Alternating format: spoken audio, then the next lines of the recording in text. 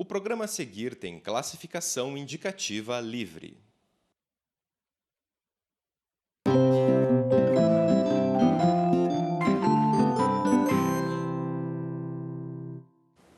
Olá, este é o programa Sem Brincadeira, onde falamos sobre crianças e adolescentes, uma parceria da TV da Universidade Federal do Paraná e do Grupo Dedica, um grupo de defesa dos direitos da criança e do adolescente. Vamos falar hoje sobre um tema que é uma continuidade de temas que vão ser abordados no fórum, 8º Fórum da Sociedade Brasileira de Pediatria, que acontece nos dias 10 e 11 de outubro próximos. É um fórum de debate sobre as exigências da criança e do adolescente nesse nosso tempo. O que aconteceu na evolução da infância e da adolescência com as famílias e o que toda a sociedade, a escola, o mundo exige deles. E conosco hoje, então, o Dr. Léo Cardon, que vai falar sobre uma das conferências, que seria da autoagressão ao suicídio. Nós já falamos em alguns programas, Léo, sobre lesões factícias, autoagressão, mas eu gostaria de voltar a esse tema, até porque ele é tão pouco conhecido ou reconhecido dentro da população, especialmente quando a gente tem crianças muito pequenas que começam a ter sintomas até mesmo tipo obsessivos, que eles se criam vários rituais, que eles procuram o castigo através do enfrentamento do adulto, e muitas vezes isso é tido como simples birra ou simples desobediência, e os adultos não entendem que aquilo é mais do que uma vontade da criança, que ela não consegue impedir aquela atitude. E aí, por diante, até chegarem às autoagressões visíveis, como os cortes, e até mesmo tentativas de suicídio, como temos, em crianças a partir de 8 anos de idade, registradas no nosso programa Dedica. Sim, é uma estatística que pode muitas vezes estar mascarada pela ausência de notificação de dados, não? Às vezes escondido pela própria família. E nós vivemos uma época onde se estabelece certas normas mínimas pedagógicas e nutricionais na escola, visando um melhor aproveitamento daquilo que a anatomia e a fisiologia nos dá a cada um no ponto de partida. Ou seja, passou a preocupar muito, de decênios atrás, resultados de pesquisa que mostravam que baixa quantidade de proteína, especialmente, poderiam produzir uma evolução cerebral ou um crescimento cerebral funcional menor do que as crianças bem nutridas. Sim. Isso levou a uma série de pesquisas sobre alimentação, merenda escolar, etc. Lamentavelmente, por questões políticas, às vezes com verba desviada, com compras superfaturadas, coisas assim, que não vem ao caso aqui agora, mas já marcava ali uma ideia bem clara de que se pode, por um déficit, por exemplo, nutricional, produzir uma subespécie dentro daquilo que é o mundo competitivo e difícil que nós temos hoje. Na outra ponta, o que nós observamos é que tanto a empresa privada educacional como as escolas públicas tratam de pensar a formação do nosso futuro adulto desde a base de escola para que ele possa competir no mundo. Isso é um sonho dos pais. Trarei um filho ao mundo que poderá viver uma vida melhor que a minha, no melhor dos casos. Sim. Poderei ter condições de ter mais filhos para poder dar a eles um mínimo de alimentação, vestimenta e educação para que ele possa depois ter uma vida melhor. Se nós partimos deste ponto, é fundamental que nós encontremos num diagnóstico geral, tá? E a escola faz muito bem isso e é bom que se especialize ainda mais em verificar vários pontos. Primeiro, nutrição. Segundo, métodos pedagógicos. E terceiro, inserção. A escola é o primeiro lugar onde se pode pensar de que maneira essa criança e esse futuro adolescente e adulto está se inserindo no mundo. De uma maneira correta e de boa convivência, de uma maneira demasiado agressiva e selvagem na busca de suas vontades, ou numa maneira passiva e se deixando colocar em planos muito inferiores em relação aos outros. Essa é uma primeira ideia que nós fazemos de que ali tem um diagnóstico já interessante para o campo da patologia, para o lado onde pais, educadores e cuidadores deveriam estar sempre atentos, e de que maneira meu filho ou minha filha está se colocando no mundo, está sabendo se defender, e o se defender aqui não é só nessa área que tanto vem preocupando, que é a do bullying, onde já se instaura ali uma certa forma de inserção que aponta a dificuldades, tá? Mas às vezes não precisamos ir ao extremo de um bullying severo ou de um bullying médio, ou seja, que existe uma certa forma de agressão ou de perseguição, mas que não impede que a criança vá para a escola, que ela consiga se desenvolver, mas é um sinal de que, por alguma razão, ela não está sabendo valorizar a si mesmo. Este campo está bastante explorado por aqueles que estudam a via da autoestima, ou seja, porque há crianças que já do ponto de partida não reclamam muito sobre si mesmas, parece que não valorizam muito a si mesmas, ou não reivindicam mais os seus direitos.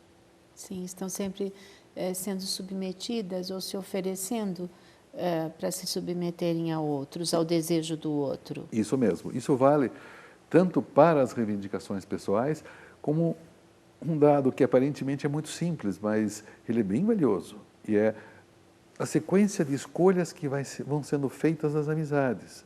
Porque eu posso escolher uma pessoa amiga a quem eu sou leal e é leal comigo, mas eu posso escolher também aquela pessoa que me suga muito, mas na hora que eu vou pedir alguma coisa, ela não está nem aí. Sim. E já imediatamente parte para uma outra relação, com outra amizade, e as crianças sofrem muito com isso. Sim. Não parece.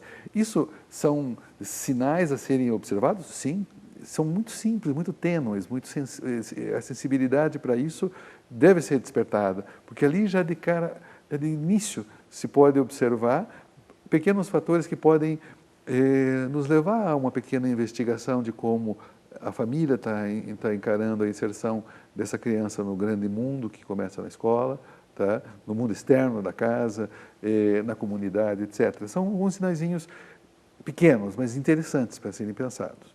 E até para avaliar como ela está inserida nessa própria família. Sim. Porque fora dela ela vai estar reproduzindo ou um modelo ou um lugar que foi apresentado a ela como seu. Exatamente. Eu acho isso de extrema correção e, ademais, muito valioso no sentido de que aqui, quando se abre para o campo da patologia, ou seja, dessas situações, você já mencionou de entrada na colocação que você fez, os acidentes domésticos, por exemplo, ou as situações de machucaduras, de queimaduras, que já não são mais da criança pequena, que foi deixada sozinha, muito perto do fogão, mas é aquela criança mais velha, de 4, 5 anos, que se corta com muita facilidade, que não presta atenção quando vai atravessar ruas, que está sempre no caminho da bola, ou seja, crianças que aparentemente não defendem tanto aquilo que é a extensão de sua psique, que é o seu corpo, que é uma parte fundamental da nossa vida, aquilo que nos carrega para lá e para cá. Sim. Até é muito comum os pais dizerem, ele se machuca o tempo inteiro, mas nem liga. É como se não aprendesse com aquilo, como se até buscasse esse sofrimento. Exatamente. Veja que você fez uma espécie de pequeno resumo que poderia ser todo um programa nosso, que é quando uma criança procura o castigo no enfrentamento com o outro, ou seja, que na época dos anos 60, na psicologia, se trabalhava como relações intersubjetivas de um conflito, mas dentro da psicanálise de Jacques Lacan, que isso foi trabalhado numa época, como aqueles conflitos intrasubjetivos. Aí você vê mais a localização do autoacidente, da autoagressão, do autoflagelo, que não chega àqueles extremos que se vê depois no adulto. É bem diferente. Tá? No adolescente mais avançado, nas suas relações de automutilação, isso está bastante presente no mundo de hoje, nos cortes, nos içamentos em que se fica pendurado por lugares do corpo, no corte feito nos membros, na tatuagem exagerada, nos piercings exagerados, ou seja, e até nas situações de mutilação comum, de automutilação, ou aí nós teríamos que dar um salto do suicídio.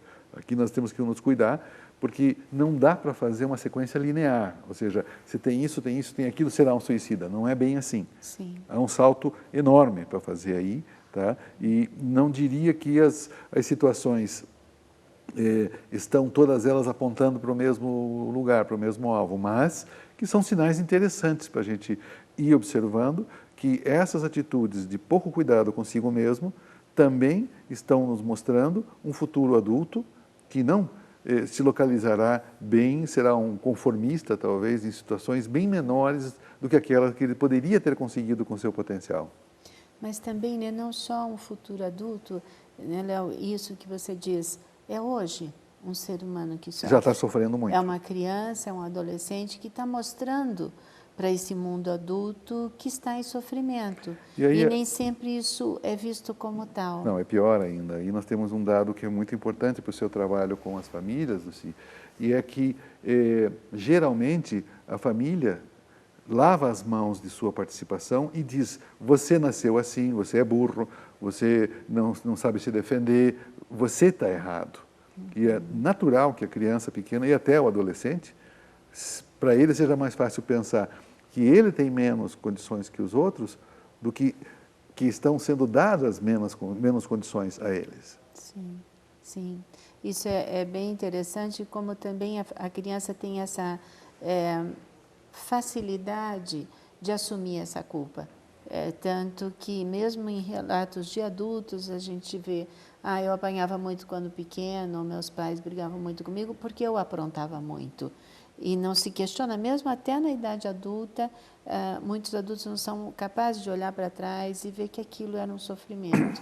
Sim, eu acho muito interessante isso, não? Porque a gente tanto escuta algo sobre a gente que a gente acaba quase acreditando, ou acreditando, às vezes, que é pior. Sim. Eu gostaria de propor, para a gente voltar a conversar, talvez no próximo bloco, uma coisa que eu vou chamar de olhar benevolente. Certo. Então, que de alguma maneira está colocada na sua posição, ou seja, quando esse olhar crítico vai derrubando, vai tirando a alegria, o prazer ou a possibilidade de recuperar tempo perdido. Certo. A gente vai fazer um pequeno intervalo e a gente volta já já e continuamos então no segundo bloco do nosso programa com o nosso tema, a autoagressão, o que a criança ou adolescente pode fazer consigo mesmo em reação a sofrimento. A gente volta já já.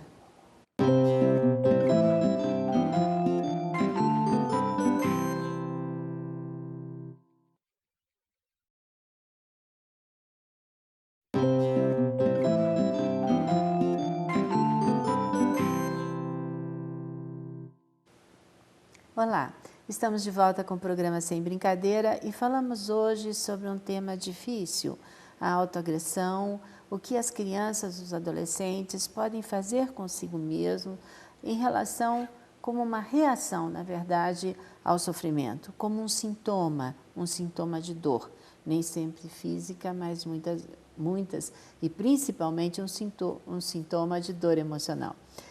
Conosco então, o Dr. Léo Cardon, médico psicanalista, membro do DEDICA, e aí terminamos o primeiro bloco e você falava sobre, em vez do olhar crítico, um olhar benevolente. Sim. Quando nós dizemos que existe uma tendência ao suicídio desde a infância, embora menos qualificado, menos quantificado em termos estatísticos e já bem mais importante, já bem mais pensado como terceira causa de morte entre adolescentes, o suicídio. Primeiro vem acidentes de trânsito, segundo vem agressões de outros e em terceiro suicídio, ou seja, não é pouca coisa. Né? Nós teríamos que pensar dentro daquilo que eu disse que foi tomado numa época, não é mais assim hoje, mas vale para a gente usar este conceito, não? O conceito da situação intrassubjetiva. O que significa isso? tá? Todos nós sabemos, porque todos temos essa experiência, que nós convivemos, de fato, muito mais conosco mesmo que com os outros. A grande maioria do tempo nós estamos numa relação conosco mesmo. Seja que estejamos trabalhando, estejamos dormindo, estejamos viajando de férias, a gente sempre está com a gente. Não existe o divórcio de si mesmo, nem o sair de férias e deixar eu lá e viajar e poder me divertir. Eu vou levar a mim mesmo e meus conflitos. Seria melhor pensar na relação conflitual de si mesmo consigo mesmo? Para não usar a palavra intrasubjetiva? Não necessariamente, porque a palavra intrasubjetiva fala por si mesma, é dentro da subjetividade de cada qual. Tá? Então, você fazia questão de mencionar que por mais que nós estejamos vendo a criança, olhando para o que será o adulto no futuro, nós não podemos deixar de pensar, e é muito bem marcado, que na atualidade se está sofrendo já. Há um grande debate entre os teólogos, e que isso vem de muitos séculos, da grande pergunta: se Deus criou tudo isso, onde estava Deus antes da criação? Os teólogos saem com uma resposta. Essa resposta é em latim, eu já mencionei aqui em outros programas, mas vale a pena, e diz: Deus est causa sui, ou seja, Deus é causa de si mesmo. O adolescente e a criança têm o mesmo pensamento. Eles não supõem que, puxa, antes de eu chegar aqui nesse mundo, concebido por esses dois que resolveram se casar, eles eram filhos de fulano e fulana, e netos de fulano e fulano, e assim a cadeia vai para o infinito, vai para as primeiras gerações, vai saber há quantos milênios. Então, quantas coisas vêm vindo, por quantos conflitos os bisavós, avós e pais passaram. Então, é muito mais fácil para uma criança pequena, que às vezes nem imagina os pais crianças, eles se surpreendem. Sim. Quando vêm fotos, você também foi criança, ou seja, porque para ela o mundo começa a partir do momento que ela começa a discerni-lo. O mundo sempre esteve aí, tá? Mas para ela do jeitinho com que ela vê. Sim. E isso é uma grande verdade. Quando nós terminamos, o mundo termina, para nós. Tá? Salvo nas mitologias em que se pensa que as alminhas estão lá esperando e olhando pelos que hoje estão vivos. É errado pensar assim? Não. É fundamental pensar assim, ainda que se possa questionar em formas diferentes de se pensar a religião. Muita gente diz: eu não me mato porque estão me esperando lá, os meus queridos que já morreram, e estão olhando por mim. Isso inclui também, estão olhando para mim. Ou seja, é como este olhar que vê as dificuldades e essas coisas que não se confessa para ninguém. Então, veja, uma intersubjetividade complicada também pode trazer como um efeito imediato uma intersubjetividade extremamente complexa e difícil. Então, imagine como o olhar crítico aumenta essa autocrítica. E se tem já uma situação de muita crítica para consigo mesmo, somada à externa, é muito complicado. Nós devemos, então, passar por cima dos erros dos nossos filhos e não corrigi-los? Não.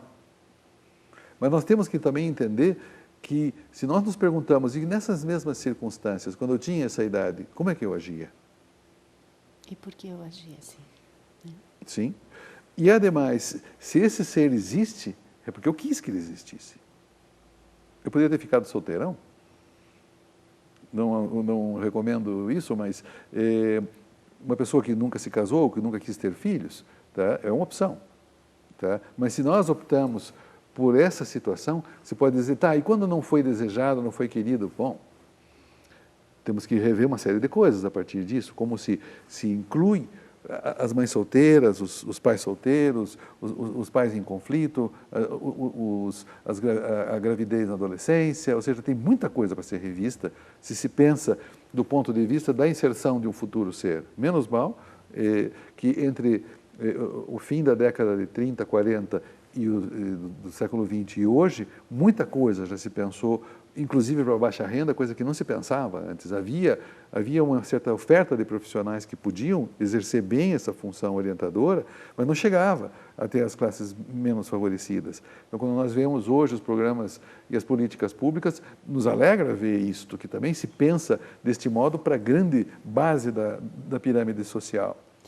Mas não podemos dizer que essas crianças só estejam nessa base. Não, de né? nenhuma maneira. Ao contrário, nós podemos dizer que em todas as classes sociais nós podemos ter crianças que de alguma forma se sentem culpadas, né? Da sua existência. Da sua existência. O que não é pouco, o que é muito complicado. E isso, e às vezes até por termos simples de pais e mães, que eu já sempre comento aqui, não sei por que você nasceu, você só me incomoda, e que peso é esse?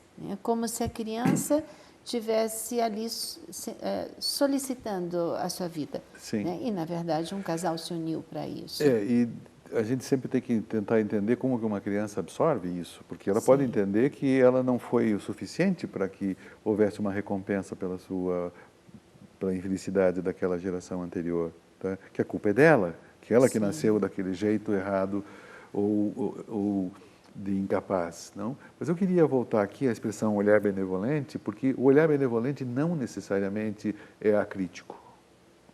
O olhar benevolente poderia ser vestido desta ideia. Eu já fui criança, eu já agi assim.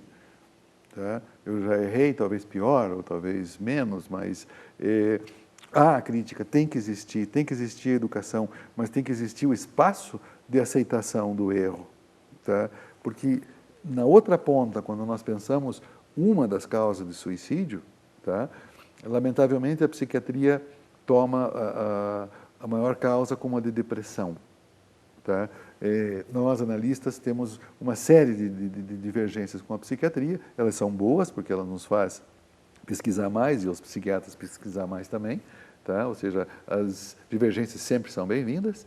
Tá? Mas nós tomamos a concepção da depressão um pouco mais amplamente, talvez. E pensamos ali um conflito, por exemplo, um deles, não quero reduzir a isso, mas o conflito de ideais. O que significa um conflito de ideais? Todo mundo já viveu a grande pergunta de: será que eu estou fazendo o que deveria fazer para melhorar mesmo a minha existência? Estou escolhendo certo? Estou me dedicando de uma maneira certa? Estou fazendo o suficiente para aquilo que eu quero? Ninguém deixa de fazer essa pergunta, por mais satisfeito que esteja com sua vida. Tá? Sempre existe a ideia de que eu ainda vou viver mais. Será que eu tenho cobertura de esforço e de dedicação para que a minha vida valha a cada dia que eu acorde e viva esse dia, já que eu não sei o momento em que isso vai terminar? Lógico, tem gente que diz: não, eu não valho nada, eu não sirvo de nada, eu não faço nada, eu estou inibido, eu estou impedido. Tá? Isso é terrível. Eu acho que o programa de hoje deveria se chamar a relação da pessoa consigo mesmo, sem querer. Acho que eu estou me encaminhando para este âmbito, não? Mas o interessante aqui é pensar que na relação do eu que eu sou com aquele ideal a que eu gostaria de estar apontando, eu estou devendo para mim mesmo. E na infância, Léo, né, esse eu ideal são os pais que trazem. Então, na verdade, me parece que aí, né, essa relação da criança e do adolescente não é tanto só consigo mesmo. Sim. Ela está sendo criada a partir desse eu ideal que os pais dizem. Você está dando um salto muito interessante aqui, que introduz para nós a ideia de que talvez essa autocrítica seja herdeira daquela crítica externa que foi feita nesses anos todos de evolução, e não importa em que idade que a criança esteja, tá? Porque eu tenho que me vestir de modelos, eu preciso deles. Eu preciso questionar meus modelos quando chegue a hora, que é a adolescência. Eu preciso substituí-los quando chegue a hora. E, na boa história, eu preciso voltar a eles quando estiver muito maduro. Aquela famosa história. Meus pais eram meus ídolos, meus pais eram falhos, meus pais erraram. Puxa, algumas coisas que eles diziam eram muito importantes. Que pena que eu não ouvi mais. Então, temos essa boa história. Mas tem que ter esse momento de crítica. Aí fica um vazio. É nesse momento que, muitas vezes, os adolescentes se reúnem em grupos que acabam por destruí-lo. Tá? Mas nós estamos no lugar extremo. O que eu sugeriria, então, é que talvez esse olhar benevolente, na linha que você trouxe da relação com os pais, seja futuramente gere um olhar benevolente de si consigo mesmo, porque quem trabalhou com pessoas que tentaram o suicídio e não conseguiram, ou seja, permaneceram vivas e puderam sobreviver depois, eles comentam o que era de atroz, do que era de insuportável a situação que eles viviam na solidão, tá?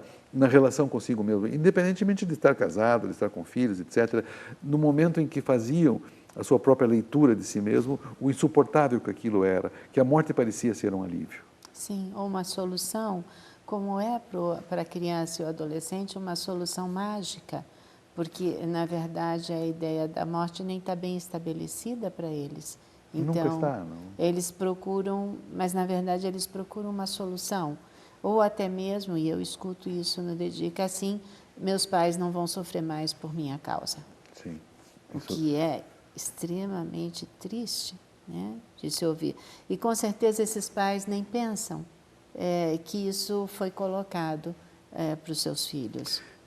Eu me lembro dos nossos primeiros programas em que você situava isso que eu hoje chamei de olhar benevolente, você chamava da função do cuidar e da função do acolhimento. Eu acho que é isso. Tá? Não necessariamente nós podemos supor que sejam a mesma coisa, mas ser olhado é uma coisa fundamental. Isso vale para o amor, isso vale para a vida.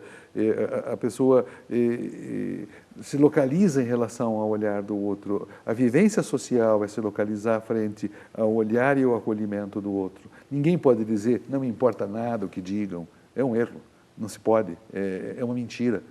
Tá? E eu voltaria à ideia de que talvez esse olhar benevolente nos leve a pensar o quanto é importante para a formação de uma resiliência, como se diz por aí, eu não gosto muito do termo, mas uma capacidade de resistir a um mundo difícil, cruel, competitivo, se tem uma melhor visão de si mesmo. Sim. A gente está terminando o programa e falamos hoje, então, sobre a autoagressão. O que leva uma criança, um adolescente a procurar ele mesmo um sofrimento, até para encobrir sofrimentos maiores. Pense, quando o Dr. Léo fala, o olhar benevolente é esse que nós, pais, professores, educadores, cuidadores, temos que ter frente a uma atitude de uma criança que está aprendendo a ver o mundo e vai ver através da nossa visão. Eu agradeço muito a atenção de vocês e a gente volta na próxima semana com um novo tema do Sem Brincadeira. Até lá!